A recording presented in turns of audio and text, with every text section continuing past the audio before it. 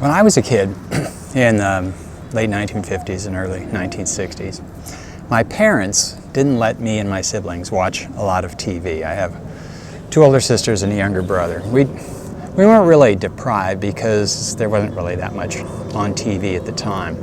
We could watch maybe half an hour of TV after school or after dinner, but that was about it. Saturday mornings, however, were different. On Saturday, we could watch almost as much TV as we wanted. That is, on Saturday morning, till about noon. And as a result, the TV stations would play shows that were pitched at kids. Some of them were cartoons, some of them were live action shows. And there was one show that was very popular for several years. It was called The Lone Ranger. And some of you may know about The Lone Ranger from, I don't know where. It was remade into a movie several years ago, not a very good movie. But the show featured two main characters. So one was the Lone Ranger. He was this mysterious masked man. Why he wore a mask, he had some backstory that no one was ever able to figure out. But he was this white guy, and he wore white clothes and a white hat, rode on a white horse. So it was clearly, he was a good guy. And he would ride around the West with his faithful sidekick, an Indian named Tonto. And the two of them would go around and they would rescue damsels in distress and rectify wrongs and face down bad guys and do all sorts of things. And then at the end of each show, the Lone Ranger, with Tonto riding alongside, the Lone Ranger they'd ride up on this rise in the road, and he'd turn and he'd get his horse to rear up and go, "Hi-yo, Silver, away!" So anyway, this is the premise of the show, and it was popular for years and years. If you go back and look at it now, there's some aspects of the relationship between the Lone Ranger and Tonto that kind of maybe make you cringe a little bit, but you get the idea. So there's a story that circulated about the Lone Ranger and Tonto, and the story goes like this. So they've gone through all sorts of escapades and escaped danger and mortal death and all this other stuff. Until finally, they seem to be in a predicament that they're not going to get out of. And they're surrounded by Indians, not of Tonto's tribe apparently, but Indians. And the Indians are circling around and shooting arrows and bullets in at them. And as the Indians get closer and closer and the situation looks direr and direr, more dangerous and more dangerous, the Lone Ranger turns to Tonto and says, "Well, Tonto, it looks like we've got ourselves in a fix we're not going to get out of." And Tonto turns to the Lone Ranger and says, "Who do you mean we, white man?" Anyway, this question of, who do you mean we, what do you mean we, is one that I don't know if it stuck with me exactly, but it's one that is it's central to this story, the one I just told you, because quite clearly Tonto at this point is reconsidering his allegiance. Does we at this point include the Lone Ranger, or is Tonto going to side with the Indians against the Lone Ranger? So, but this question of who are we, or what do you mean we, is one that is probably older than the human race. It would appear, on the basis of primate studies, that the ancestral forebears of humans figured out, chimpanzees, gorillas, other primates, sort of figured out what group constitutes the ones they are loyal to, and the other groups who are not. And this is all within a single species. So we're talking about within a single species. So chimpanzees have, what the anthropologists call bands. So they have their bands. I mean, the equivalent of extended families or tribes. You can call them tribes if you want. And they know who's in the tribe and who's not. And while they will associate with each other and they'll work with each other to protect one another, when they encounter a different band, they often treat them as the enemy. And wars among chimpanzee bands have been observed. And other primates do the same thing, and you see, you don't have to even get up to primates. You can look at packs of wolves. And so, basically any kind of social animals have figured out who constitutes the in-group and who constitutes the outgroup. So they figured out what the answer to the question, what do you mean, who do you mean we is. And it's one that emerges in human history from very early on. It is seen in the various tribes, bands, clans of people, and it sort of makes sense from an evolutionary standpoint, because humans adapted and thrived through their ability to work together. An individual human is a fairly unferocious, unimpressive individual, and any lion could take down any human, and many smaller and less fearsome predators than lions could dispatch humans. But humans, by working together, can leverage their defensive capacity, they can leverage their offensive capacity, they can do all sorts of things. They can build, ultimately, human civilization. So humans are a social animal, and getting the society to work together means this ability to identify who this group, we, is. But the we almost always includes, sometimes it's phrased as us and them. And so for every us group, there's a them group. And just as the humans work together to promote their own interests, they often work together to defend themselves against others, sometimes to attack others. It's not simply defensive. Sometimes if you conquer, if you defeat, if you kill off the neighboring band, then you get more territory, you get more hunting ground, you get access to resources you wouldn't have otherwise. So you see this again and again. It's often tied up in the religious stories, the origin tales that different human groups have. So almost every religion divides the human race into us and them. The we is the group of believers. Sometimes it's as explicit as the promise that, according to the Bible, was given to the ancient Hebrews, that they were the chosen people. But it's almost always implicit, at least in religion. So the people who believe like me, that's the we group, and that's the us, and everybody else is a them. And for the longest time in human history, and arguably until now, at times, and among certain groups, there has been no great effort to expand the we, to reach out beyond the group. And in very much of human history, whoever is on the outside is sort of fair game for what happens to them. They are potentially enemies, they are potentially a threat to the we group, to the in group, and therefore they can be dealt with as summarily as possible. Okay, so that's kind of the big picture background, but I'm going to apply it to what's going to be the history of the United States. In fact, from the very beginning, from the moment that Christopher Columbus lands in the West Indies, there's this question, and it's a question asked from both sides. So Columbus and his crew look at the indigenous peoples they find in the West Indies, and they want to know, who are they? It's clear to Columbus and the other Europeans on board the ship that these people that they've encountered are not like them.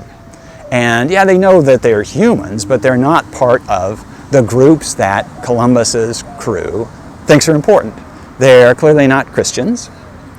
That's probably as important as anything. They don't speak the languages that Columbus and his people know. They don't share the civilization. They're of a different race, although race was an issue then, but it wasn't the primary issue that it would sometimes emerge as later. But anyway, so they're very different. And Columbus felt no compunction, in particular, about seizing some of them and taking them back to Europe with him, basically as prizes to demonstrate that he had actually discovered this new territory. And they weren't asked if they wanted to go. They were just seized and off they would go. Columbus and his men got in fights with the locals, and they, again, these people aren't like us, and we fight them, and if we kill them, it's no big deal. They might kill us. From the other side of the story, there's no reason to believe that the local the natives, the indigenous peoples of the West Indies, looked upon Columbus and his men as anything much different than almost people from outer space, because they'd never seen anybody who looked like them. They had certainly never seen ships like they sailed in. They hadn't seen anything like the weapons they had. And so there was this mutual feeling that, okay, you're over there and we're over here, and what are we going to do?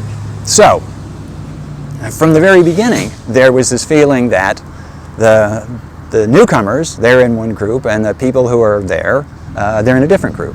And that feeling persisted for quite a long time. If you jump forward a couple of decades, a question that always puzzled me, maybe it's puzzled you recently, maybe from before, is how Cortez, the Spanish conquistador, was able to bring down the mighty Aztec Empire. The Aztecs had been able to rule Mexico, what's modern Mexico, for generations and generations, and they had intimidated all of the neighbors. And Cortez, with a comparative handful of soldiers, was able to basically defeat the Aztec Empire. How did he do it? Well, it's true that Cortez and the Spanish had firearms, for example, that the Aztecs didn't have, and they had horses, and they had armor that they hadn't seen. So there's that part of it. You could argue maybe that they had the advantage of surprise or something, although that was a wasting asset. By the time they got to the shore of Mexico, people inland knew about them. And so I always wondered, so how did they do it? And the answer is, it's kind of the flip side of the, what do you mean we, white man, that Tonto says. Because the reason that Cortez and his small group of soldiers was able to bring down the Aztec Empire was that they were aided by the enemies of the Aztecs. The very people that the Aztecs had been oppressing for all these years. They decide that, we'll be better off allying with these new guys than with the old guys. So this question of what's we for the moment is the peoples that the Aztecs had been beating up on decide that we, for the moment at least, is with the Spanish. And so this leads to the end of the Aztec Empire. And then things go on from there. So this question, so related to this question of how did Cortez conquer Mexico, the one that puzzled me for years and years is knowing how things turned out between the invading whites, the Europeans, and the Indians of North America. So when they arrive in what's going to become the United States at Virginia in 1607, there are thousands and thousands and thousands of Native Americans. And there are just, again, a comparative handful of English settlers at Virginia. And then throw in the Pilgrims who come in Massachusetts. And even for the first couple of generations, more people come, but we're not talking large numbers. And knowing what happened, I always wondered, so why did the Indians not get together and just throw the English out? Why didn't they not just kill them all when they arrived? And the answer is, well, actually, sometimes they did. There had been an unsuccessful attempt to colonize with Englishmen in what's modern North Carolina, and that colony disappeared. And almost certainly, they disappeared in large part because the colonists, who didn't die of starvation or disease, they were killed by the Indians. Or maybe they were killed by the Indians or captured by the Indians and taken as slaves or absorbed into the Indian tribes. But anyway, they disappeared. So it did happen on occasion. But the answer as to why it didn't happen more often comes back to this question of, what do you mean, who do you mean, we? Because in almost every case, when whites confronted Indians in North America, and this from the very beginning, from the early 1600s to the late 1800s, sort of the end of Native American resistance in what by then is the United States. In almost every case, it was never whites against Indians, as clear-cut as that. It was almost always whites and some Indians against other Indians, who sometimes had their own white allies. So, for example, in one of the most important wars of the colonial period, the French and Indian War. Here's another one, a misconception that I had from my early days as a student of history. I thought the French and Indian War was between the French and the Indians. Well, it was, but it's not like that. It was called the French and Indian War in the American colonies because it was the American colonists against the French and the French Indian allies. So it was the Americans against the French and the Indians who were allied with the French. Oh, except that the Americans had their Indian allies as well. So that raises the question, so why were the Indians fighting each other? I mean, why didn't they all get together and unite against the whites and hurl the whites back? Very occasionally they did. So Tecumseh, one of the most famous Indian leaders in American history, a Shawnee chief, managed to pull together an alliance of Indians starting around 1810 and extending for a couple of years after that, to do exactly that. And the idea was that the Indians would, of all different tribes living in the eastern half of the Mississippi Valley, would ally, and they would attack and defeat the whites and drive them back across the Appalachian Mountains, drive them back upon the Atlantic coast. And then the Mississippi and Ohio valleys would once more be the territory of the Indians. This alliance did not succeed entirely. There were always different parts of tribes that would say, we don't want anything to do with it. And that was very much like the norm historically. And the reason that the Indians didn't get together was the Indians had generations of hostility against their neighboring Indian tribes before the whites ever showed up. And so if you picked a tribe of Iroquois and they were fighting against the Cherokees or something like that, they had hostility. They had bad memories that went back generations. And they generally thought that the neighboring Indian tribe was a greater threat than the whites. And so they were happy, or at least they were willing, to join with the whites against the Indians. And this goes right down through the 19th century. And so when George Custer went into battle against the Sioux, the Lakota, at the Battle of Little Bighorn, Custer had allies of his own, of Indians, who didn't like the Sioux. And they felt that they had more to gain by allying with the Americans than with the Native Americans. And so this question of who are we, what do you mean we, is one that you see again and again in relations between Europeans, Americans, and the Native Americans, the indigenous peoples, but you see it again and again in other areas. So, for example, immigration has been a hot topic in American history from the very beginning. And who gets to immigrate, and how do we treat them, and what do they have to do? The first immigrants to what would become the United States were English. They're English men and women. But relatively soon after the English arrived, Germans start coming. And so in the 18th century, there are a lot of Germans that is German-speaking people. There was no Germany per se then, but they came from German-speaking lands. And they settled in places like Pennsylvania. And they, in many cases, refused to learn the language. That is, they refused to learn English. Or more precisely, what happened with them was what has happened with immigrants time and time again. So if you immigrated to America, let's say from one of the German lands, and you were 25 years old, you came speaking German, you didn't speak any English, you would probably learn enough English to get along, but you'd never be fluent and you'd always prefer to speak German. And then you'd have children, and the children would grow up probably learning German first at home, and then when they got to school or when they got in the larger world, they'd learn English. But they would learn both languages early enough that they'd be fluently bilingual and they'd speak both with not an accent. And then the third generation, the grandkids of the immigrants, they would grow up and they would probably never learn German at all. English would be their language. So this was repeated again and again. But in the meantime, there was this question of, so who are these immigrants? Who are these Germans? Are they Germans primarily, if they cling to their German language and their German culture and the religion that they brought over with them? Were they Germans or were they Americans?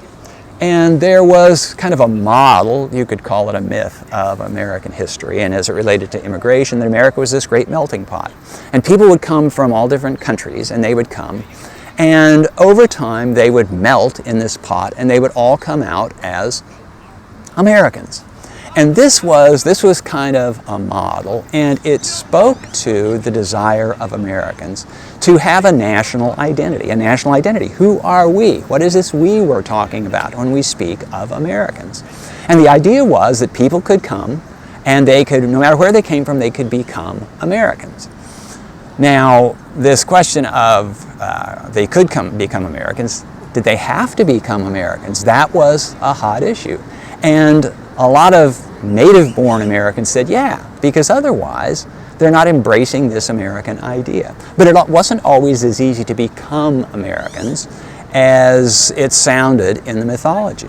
Because when people came from a different culture, the ones that they looked different from, the people who already lived here, often didn't treat them as equals. So after the Germans came, eventually the Germans were sort of accepted as Americans. And some of this had to do with the fact that the grandkids spoke English, almost from birth and so on. But when there was a big wave of Irish immigrants to the United States starting in the 1840s and 1850s, the Irish were considered to be these very foreign people. They were all Catholics in a larger group of Protestant Americans, and to people from England, they often seemed almost barbaric. And so the Irish were treated as this other group. They were on the them side of the us versus them.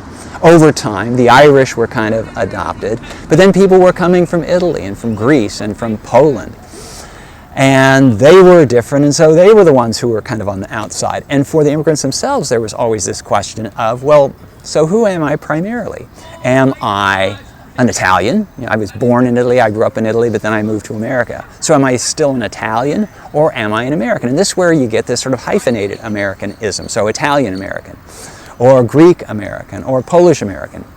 And during certain times, this seemed to work okay. This hyphenated Americanism was acceptable. But then along comes World War I, when the United States finds itself fighting against the homelands of many of these people. So the United States in World War I fought against Germany. And German Americans, well, wait a minute, whose side were they on? And this was a question is made into a question of patriotism, of loyalty, potentially of treason. And so there developed this vogue of what was called 100% Americanism. And some of it was primarily patriotic. We want to make sure that you're loyal to this country. Some of it was blatantly ethnocentric or racist or anti-immigrant, that no, you have to shed all of your loyalties, your customs, and so on, and to prove that you're an American.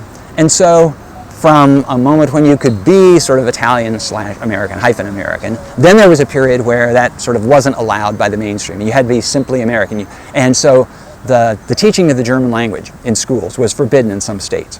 And German dishes like sauerkraut was renamed as Liberty cabbage. It could get almost as silly as that, but it didn't seem silly at the time. And it really boiled down to this question of, who are we? And, what do you mean, we? Other groups had an even harder time getting amalgamated or knowing where they stood. So I've mentioned immigrants. Well, there was a large group of people who are not generally considered immigrants. They were brought over by force, and that is African slaves. And so when the Africans were first brought over in the early 1600s, they were bound labor, and that was sort of the big deal about them. They were bound labor at a time when there were different kinds of bound labor. So there were apprentices, and there were indentured servants, and slaves. They were another category of this. And race was a part of it, but not entirely. It wasn't the sole, and it wasn't the dominant distinguishing characteristic. But as those other forms of bound labor faded away, then the race issue became the predominant divider between us and them. And so if you were white, especially in the South, in the 19th century, as slavery became this huge industry, bigger than it had been before, then the racial divide. So on our side, if you're white, on our side are the whites, and on the other side are the blacks. And this question of, could black people ever be considered as Americans in 1857, in a landmark, very controversial Supreme Court case, the Supreme Court ruled that African Americans, blacks, were not and could not be citizens of the United States. So the Supreme Court seemed to be saying that you're on the other side of the who are we question. The Civil War and the end of slavery removed slavery as a bar, but in certain respects it almost made that racial divide more important for those who want to distinguish who's on which side of this divide. There were moments when race didn't seem to be, at least for a moment, the most important consideration. So in the 1890s, amid the populist movement, poor people in the South managed to band together, poor whites and poor blacks. And they wanted to overturn the entrenched sort of class system of elite government by rich whites. And for a moment, it looked as though it might work. Populism seemed to be catching on. And so here, the defining characteristic of we was class, that is, poor folks versus rich folks. But it turned out that the race divide is the one that says who we are, proved to be more important in the South than the class divide. And the people, the elites who ran the South, they were able to race bait poor whites and get the poor whites to decide that their future lay with rich whites rather than with poor blacks. So this question of who are we, it's something that emerged in sort of a modern form, but a recognizable form in the 20th century. So starting in the 1960s, there was a revival of the notion that immigrants and people of different backgrounds should be proud of their backgrounds. And so when, in the aftermath of World War I, as I said, with this 100% Americanism idea, immigrants were well advised to, you didn't wave the flag of the country that you came from. If you waved any flag, it was only the flag of the United States. But starting in about the 1960s, there was a revival of the idea of sort of cultural pride. And so if you were from Mexico, if Mexico is where you're born, even if you moved to the United States and you could be a proud American, you could still wave the Mexican flag and demonstrate your cultural pride. This was at a time of when the Black Power movement was an outgrowth of the broader civil rights movement. And people talked about black separatism. So black people, and this, by the way, had been discussed for decades in the United States, black people should have a country of their own. And maybe it would be a country in Africa, maybe it would be part of the United States, but this whole idea of, from the perspective of black folks, this would be, okay, we are black people, and we don't want to integrate. At a time when the broader civil rights movement said we includes a colorblind American. This was Martin Luther King's dream, that the color of one's skin wouldn't make any difference. And so this question of who are we, it just doesn't go away. It's still with us in terms of race. It's with us in terms of heritage, background. If you add in sexual orientation, all sorts of other things, it would appear that humans still want to know the answer to Tonto's question. What do you mean, we? And given its long history, this question looks like it's not going to be going away anytime soon.